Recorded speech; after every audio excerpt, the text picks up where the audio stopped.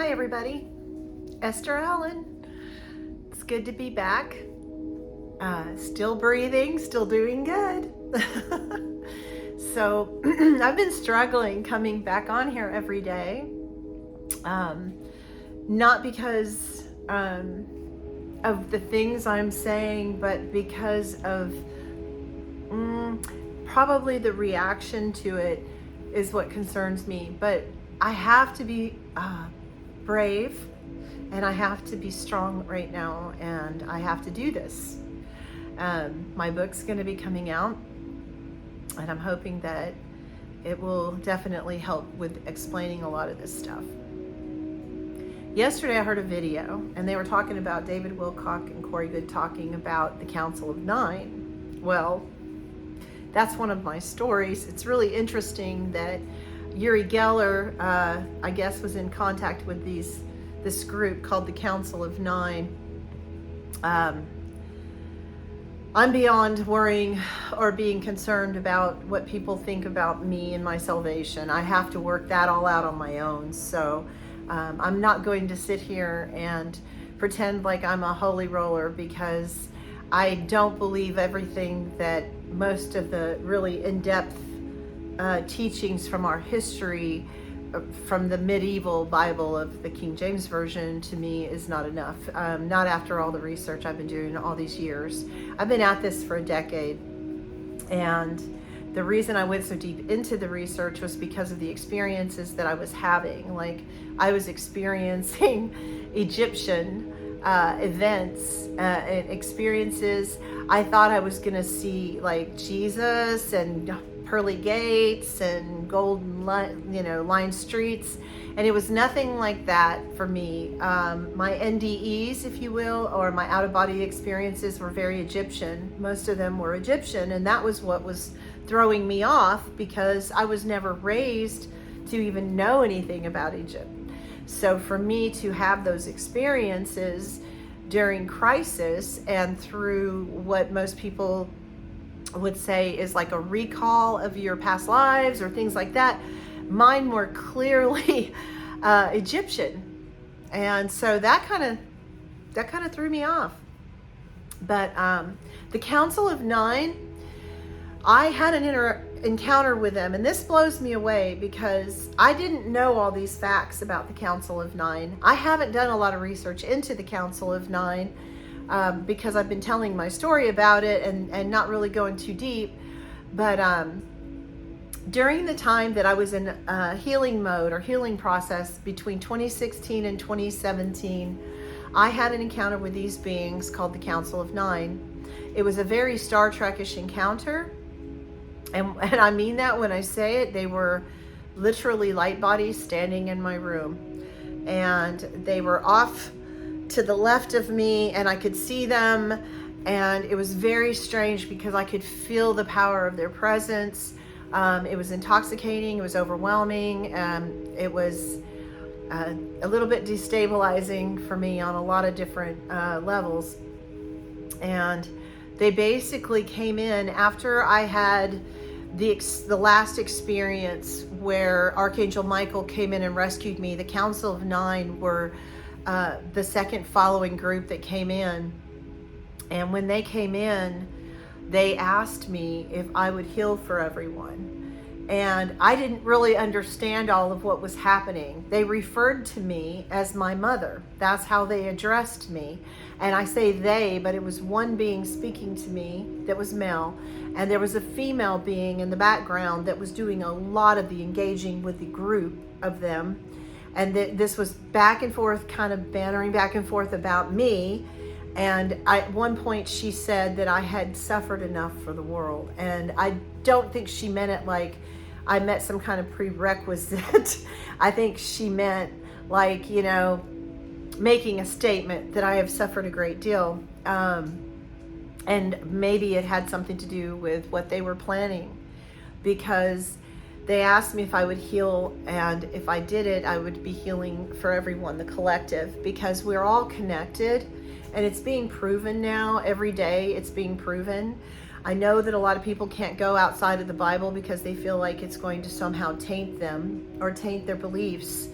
But You know, it's almost like God help you if you don't, because if you don't, you're not going to understand the whole depth of what's going on, because a lot of it was kept from you. A lot of it was kept from all of us. So we're putting the pieces back together now. And as we do that, we're discovering that there's just so much more. The spirit world is where humans go after they die, or heaven, if you want to call it that. And I mean, you can call it that. I would call it heaven. It doesn't look the same to me as what I would have expected. Nothing was the same as I expected it to be. I was pretty blown away by pretty much everything that I saw in the spirit world.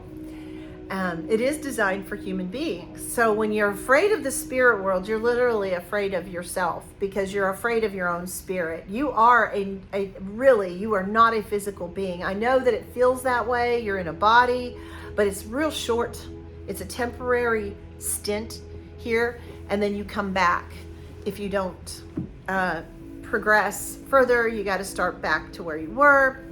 I learned a lot of things while I was in OBE, or out of body experience, but during my encounter with the Council of Nine, they did tell me and show me about a cataclysmic event that's coming. And they showed me this bright light in the sky just going off and on, off and on, off and on several times. And then there was darkness. And then there was light. But there was a whole lot of stuff happening in between that with the planet. And it was very destructive, catastrophic climate type events. But it's not like people are saying we're causing it. It's something that happens. And we have a big role to play in this. I've told everyone that we're connected to everyone and everything. Well, we're connected to the planet too, and we're connected to everything on this planet. And we determine how severe the cataclysms are. And I'm going to repeat what I just said so you understand me better. You and I, and the way we feel on the inside, the things we're doing with other people, how we handle life, how we treat each other. I'm not saying we have to run around being positive all the time, love and light, and being kind to those who are not kind to us. That's not what I'm saying, because people who are not kind to you do not deserve your time. They don't. Now, I'm not saying you have to be mean back to them, because that's not going to help, even though they've authorized it. Anytime someone hurts you, they're authorizing you to hurt them back. But the truth of the matter is that, excuse me, I'm going to have a drink of my tea.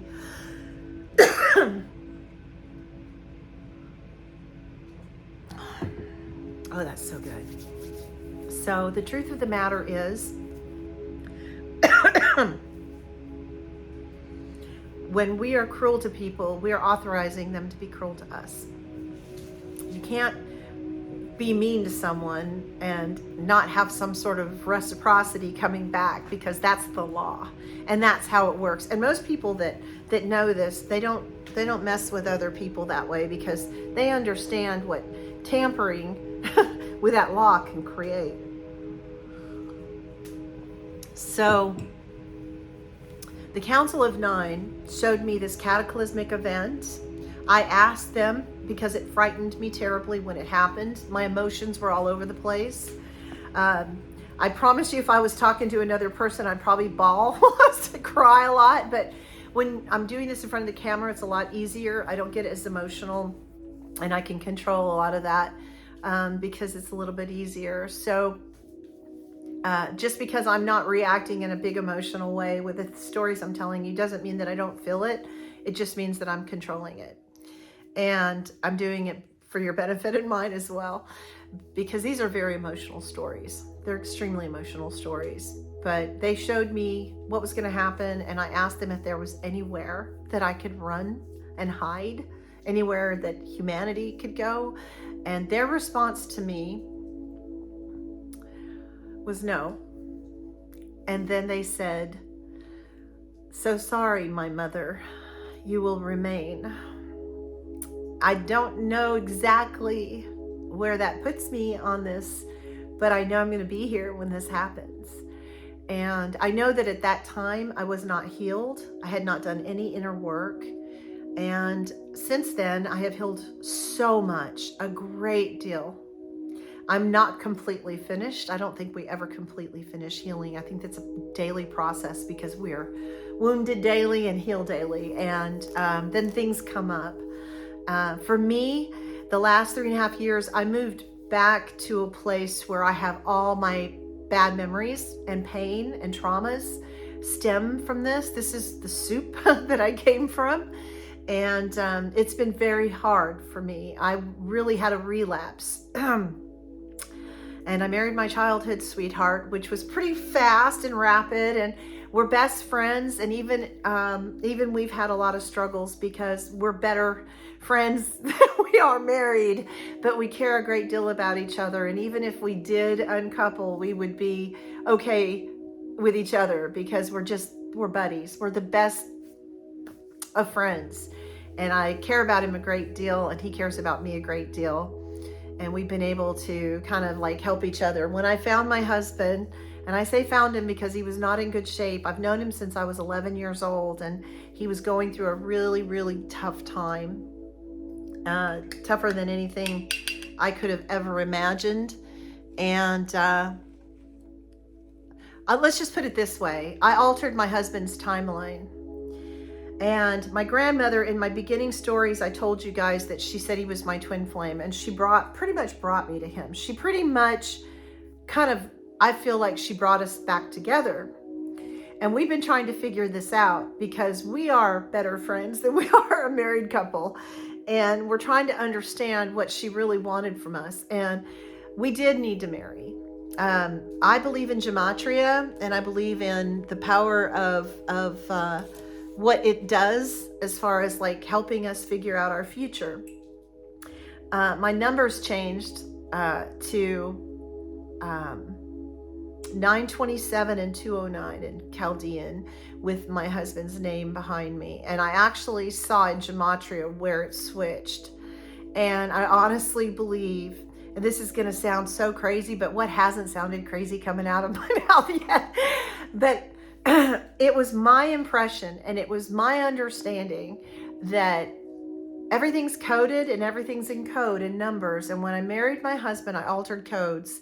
I think I was supposed to marry him when I was younger, but I feel like when we got married, it altered the timeline. He was almost dead when I found him. He was dying. He was not in good shape. He had had a horrific 23-year long unsuccessful marriage, and it was really a lot of years to stay in something that was that bad, and it destroyed him. And when I found him, he was destroyed, and I've slowly brought him back. It's been very difficult for me, and it's a very personal story to be telling you guys, but I'm telling you guys this story because it really literally plays a part or a role in everything that's gone on over the last decade. But marrying him altered the code. It altered my numbers. And there are things in those numbers that make a lot of sense to me now.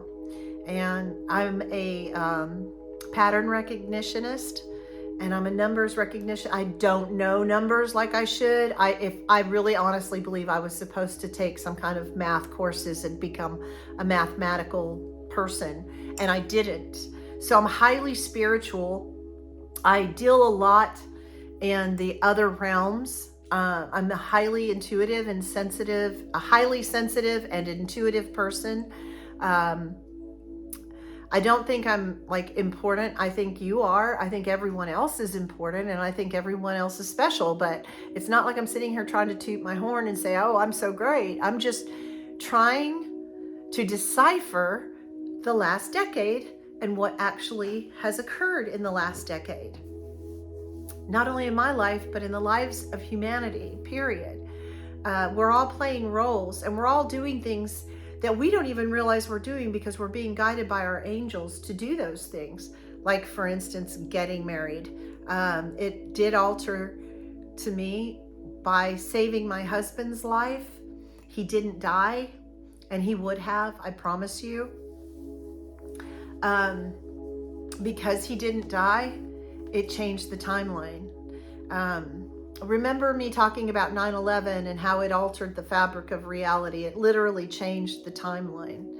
Well, that's what time travel is like. And if you alter experiences or you alter situations in a timeline, you're altering the actual timeline. And so by marrying him, I saved his life. He's here now instead of 6 feet under.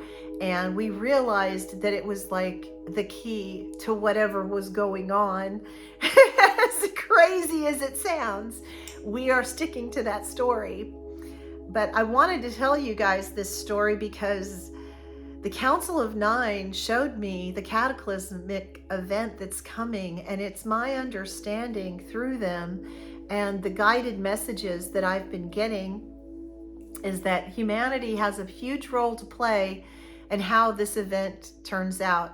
We're waking up by the droves now. I mean, humanity is awakening, and I know that I had a part to play in this, a huge part. Even if no one else acknowledges it, I don't need them to. I actually did something that I didn't think I was capable of doing. And I'm happy about that.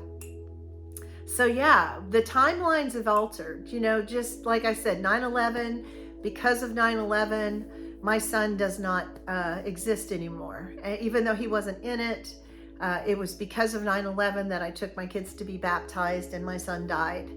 And so that's how it works. You know, had I not gone that day or had 9/11 not happened, my son would not be gone. And I know that he wasn't supposed to die. He was supposed to be here. His death was a premature death, and it wasn't the only one. A lot of people died during that time that weren't supposed to. And I really believe it altered reality for everyone involved. And that has a very devastating effect. And this is when the darkness can come in and wreak havoc on our world, when they destabilize us. So we need, as a humanity, to come together, to join forces together of light and love and forgiveness and hope. And even I am one of the worst offenders when it comes to forgiveness. I have to learn to do it because I need to have it. And I'm stubborn and hard-headed, and I'm learning to change a lot of things right now. If you've been through a lot of trauma, you understand what I'm talking about. In fact, most people who've been through extreme traumatic events and have recovered from them on a spiritual level are playing a huge role in restoring the balance on this planet. And that's why you went through what you did.